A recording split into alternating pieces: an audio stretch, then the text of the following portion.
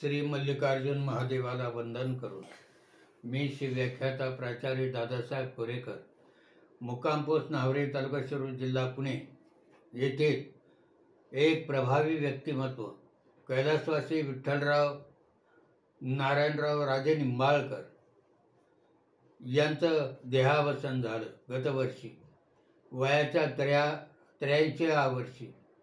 तात्यासाहेब या नावाने ते प्रसिद्ध होते आणि अशा प्रकारचं इतिहास प्रसिद्ध राजे निंबाळकर घराण्यातील हे एक व्यक्तिमत्व माझ्यापेक्षा वयाने 5-7 वर्षांनी मोठे,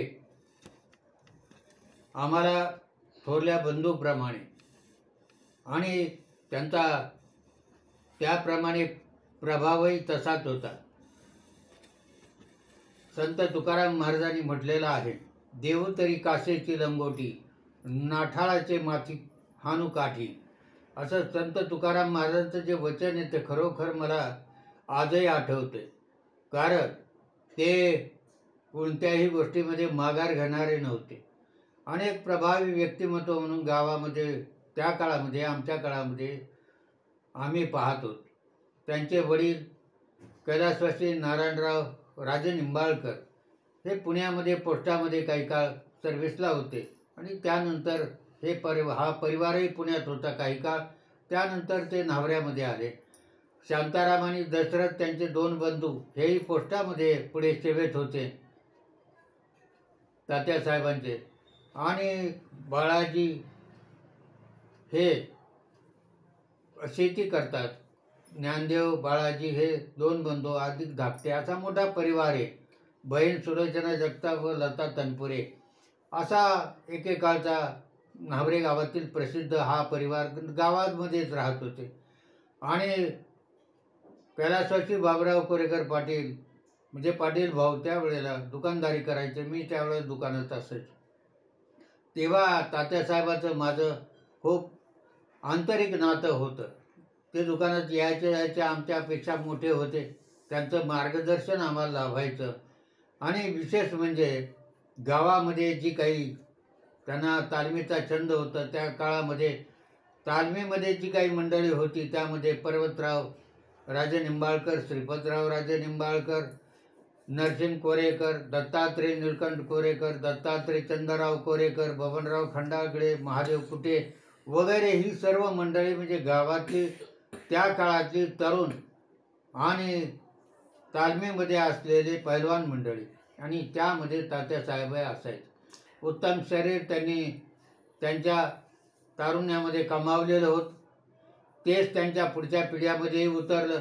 आणि अशा प्रकारे भक्कम शरीरयष्टीमध्ये भक्कम मन असतं असं म्हणतात. ते sound mind in sound body. भक्कम शरीरात भक्कम मन असतं, त्याप्रमाणे त्यांचं मनही भक्कम होतं, शरीरही भक्कम होतं. पर्वतराव राजे निंबाळकर आणि ते हे एकमेकाचे त्या काळचे साथीदार होते. किंबहुना त्यांचे पर्वतराव आणि तात्या म्हणजे विठ्ठलराव ही जोडी गावामध्ये त्या काळात प्रसिद्ध होती. एकमेकाला सहकार्य त्यांचं चांगलं होतं आणि भक्कमपणे पर्वतराव राजे निंबाळकरांच्या पाठीशी ते उभं राहणारे व्यक्तिमत्व.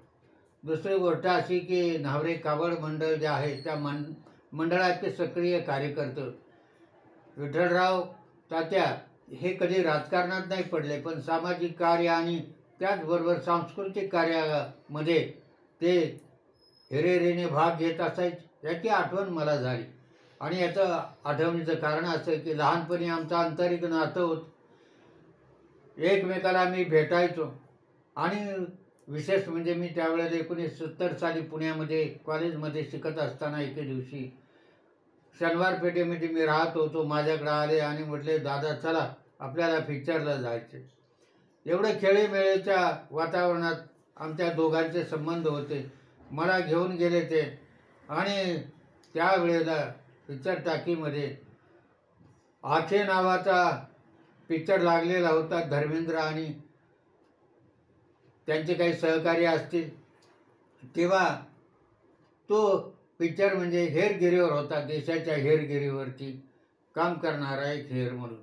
तेव्हा अशा प्रकारे हसत खेळत असं व्यक्तिमत्व काळाच्या पडद्याआड गेलं आणि ते पाहिल्यानंतर मला काही 4 शब्द त्यांच्याविषयी आठवणी जाग्या झाल्या, बोलावंसं वाटलं. गेल्या वर्षी त्यांचे चिरंजीव युवराज जे माजी उपसरपंच होते, त्याचबरोबर आता जे उपसरपंच झाले ते मोहनराव सरके, भाऊ इंगे मंडळी मला भेटली आणि माझी ओळख नव्हती की हे तात्यांचे चिरंजीव आहेत. भाऊ इंग्यांनी ओळख करून दिली की हे तात्यांचे चिरंजीव आहेत. तेव्हा मला त्यांची आठवण झाली.